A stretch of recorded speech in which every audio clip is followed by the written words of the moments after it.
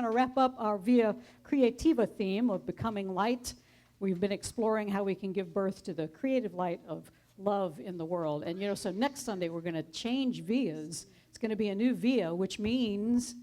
New music. Spring. Oh, that too.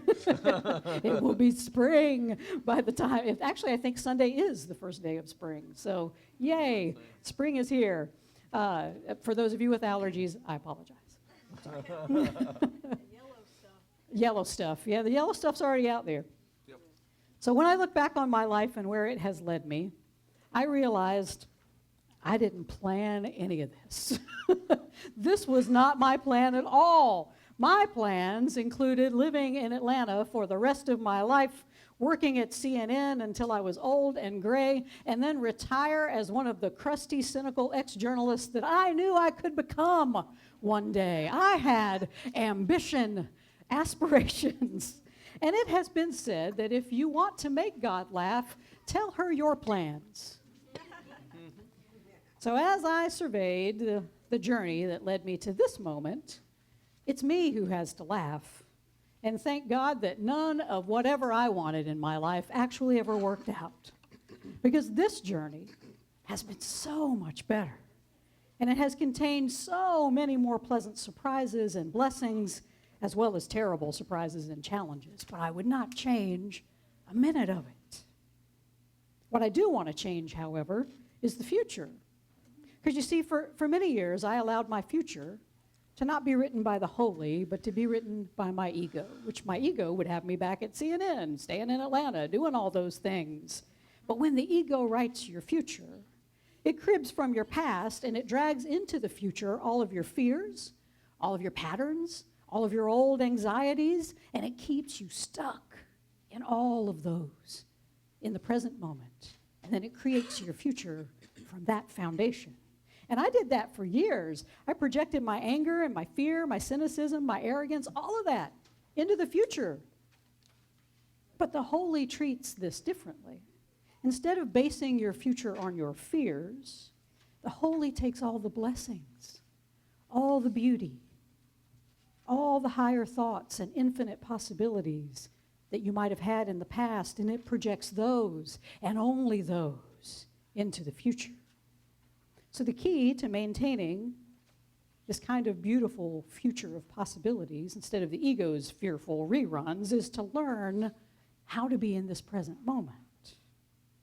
So you can recognize that what you're projecting right now, what is it? Is it fear or is it love? Because when you are projecting love, and love only in this moment, the holy promises to build your future on that firm foundation.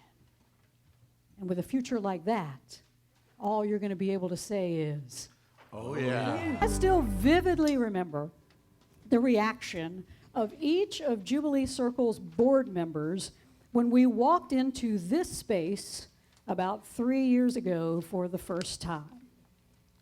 Their body language said it all, and what it clearly said was, oh, hell no.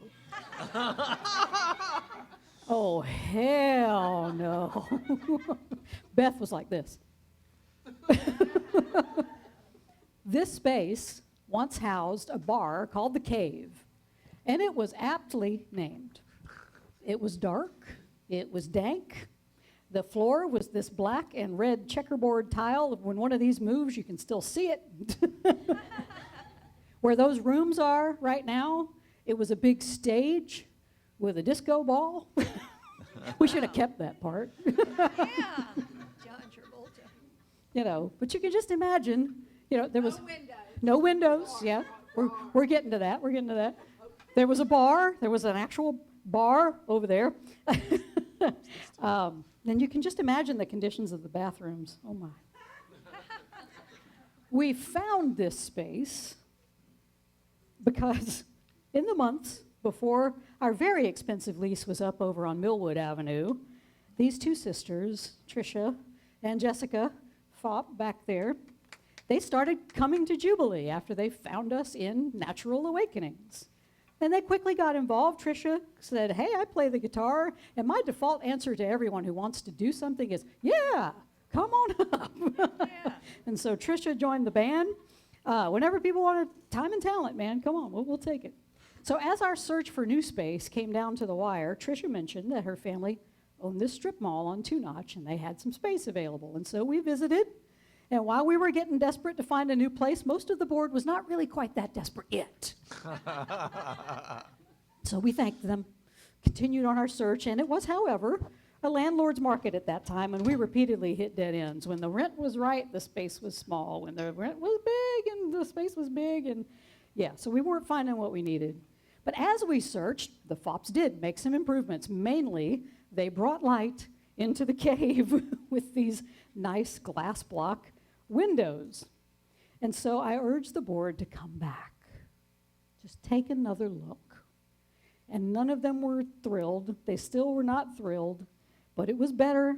We made discussions about how we could make it all work, and we signed a lease. Wow.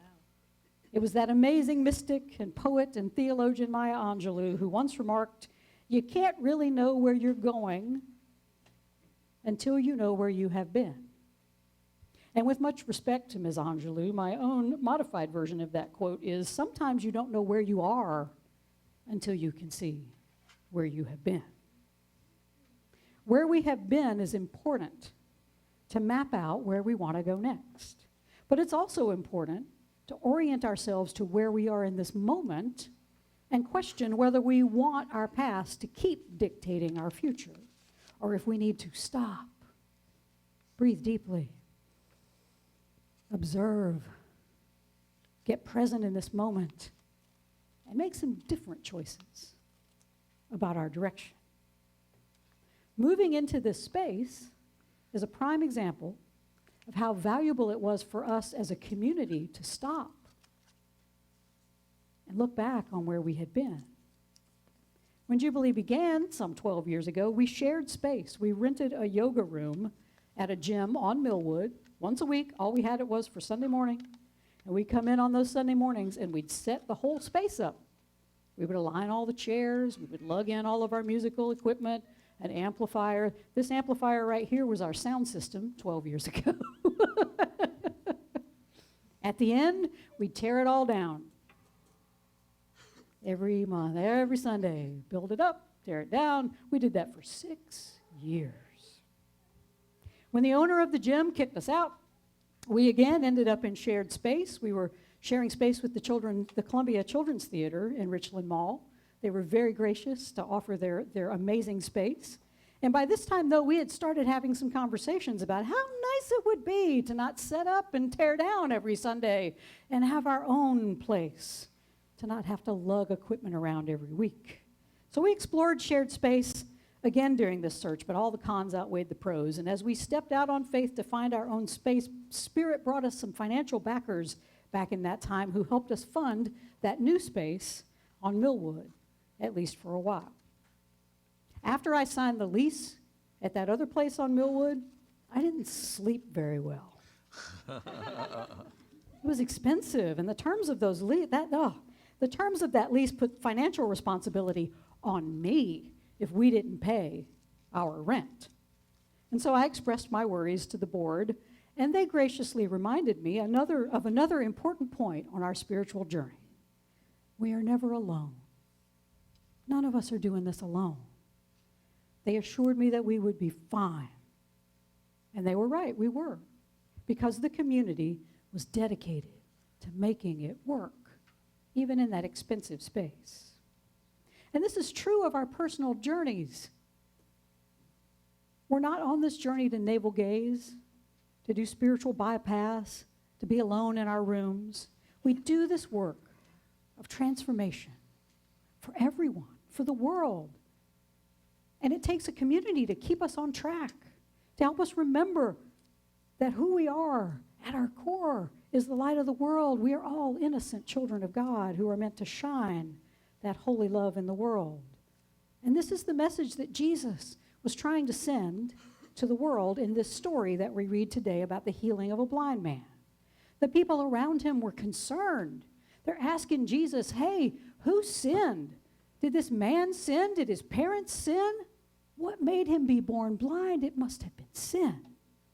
And it's a classic example of how our ego likes to drag the past into the present and make the future look just like the past.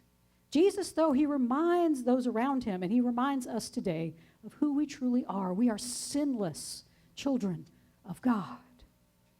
Nobody sinned, Jesus says. We all come into the world burdened with the ego's blindness to who we truly are.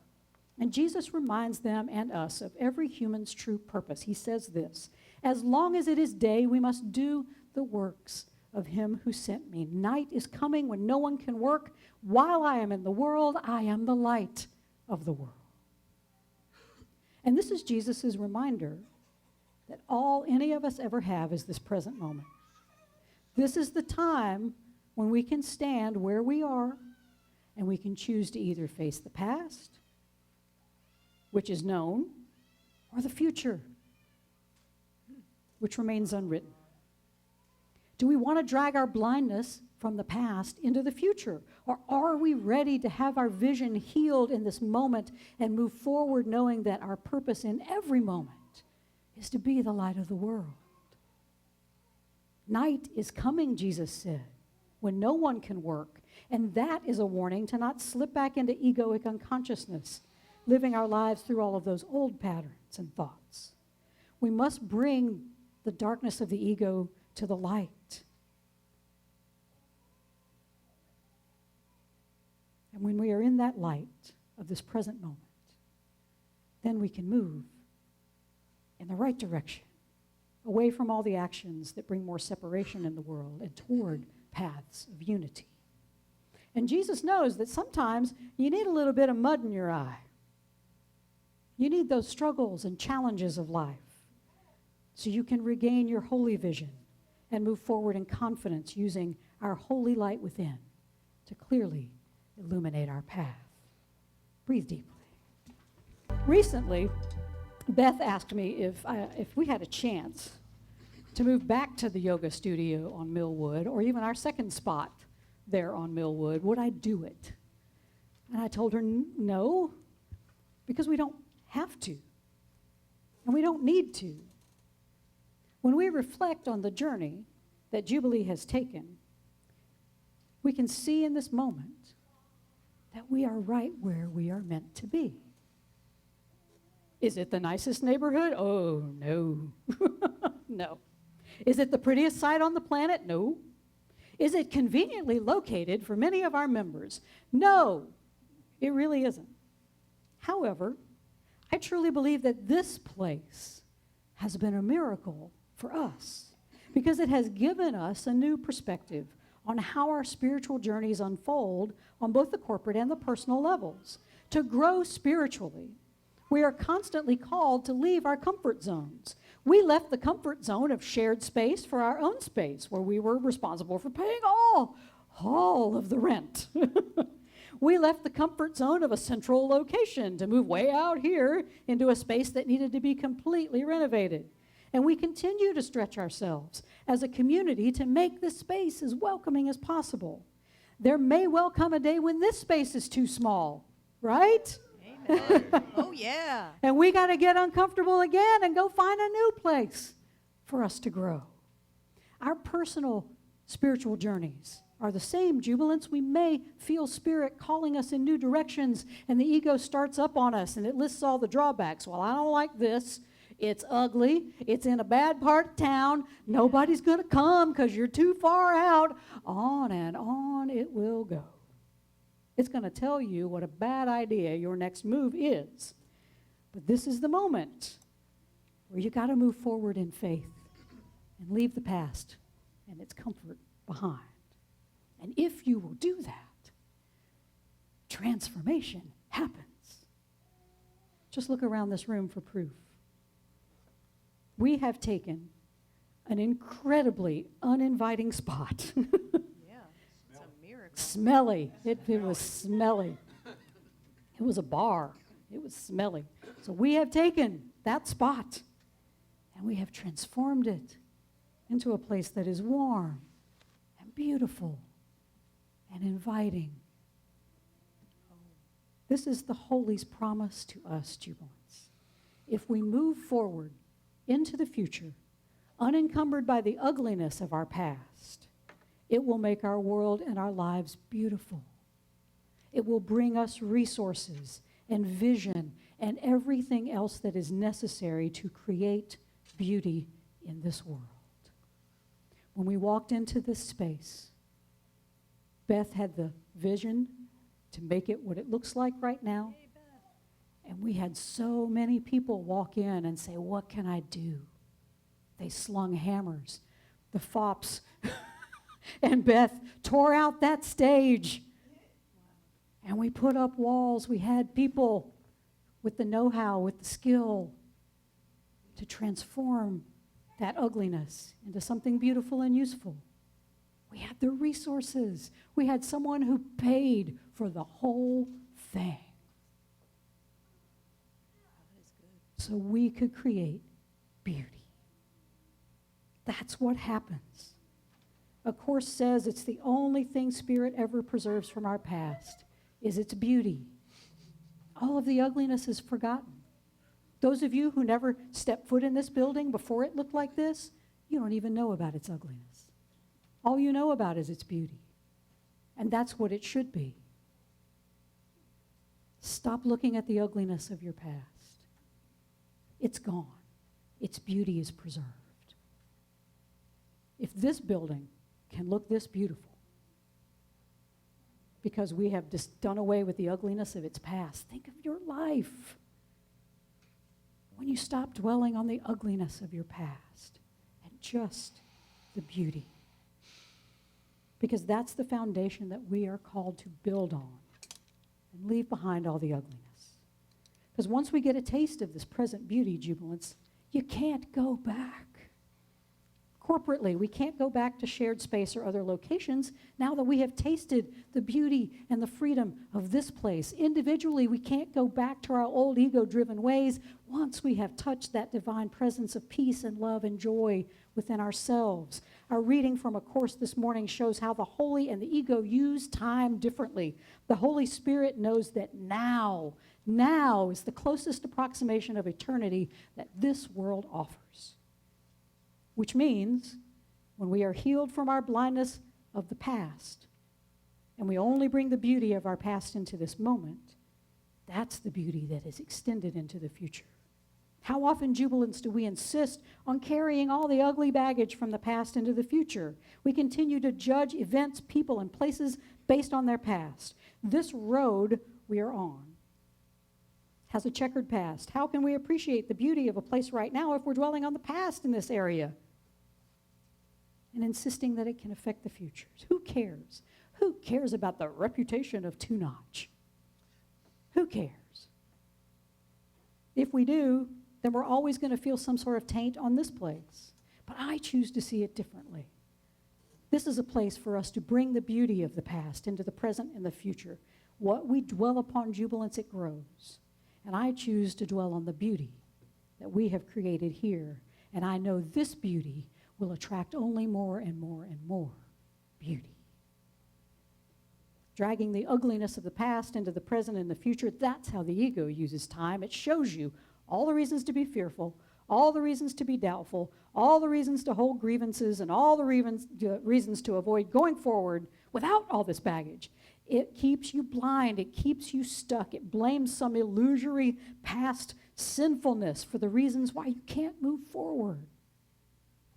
The ego's blind continuity, of course, says would keep you in time while the Holy Spirit will release you from it.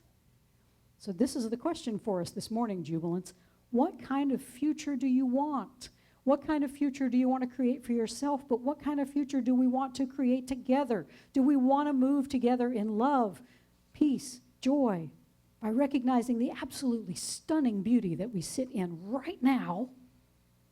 Or do we allow the ego to drag in all the old baggage of the past, keep us stuck in those old patterns of fear or lack or uncertainty?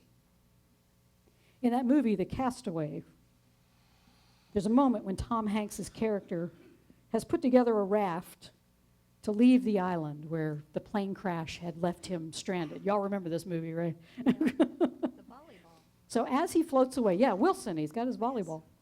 As he floats away, though, he gets his first glimpse of the whole island.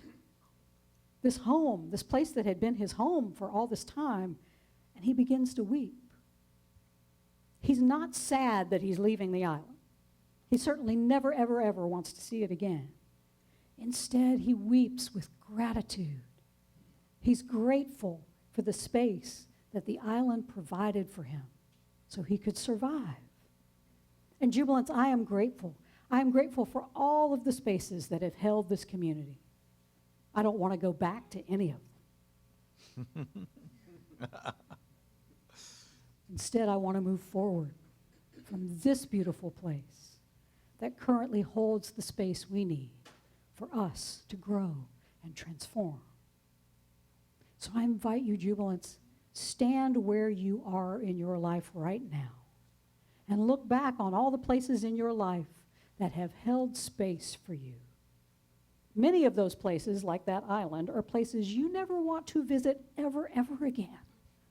But in their time, they served a purpose for you. So I invite you this morning, be grateful for all those places. Be grateful for the community you had in that moment that held you and challenged you to grow. Be grateful for all the past beauty that you have remembered, so you can continue to create beauty now and in the future.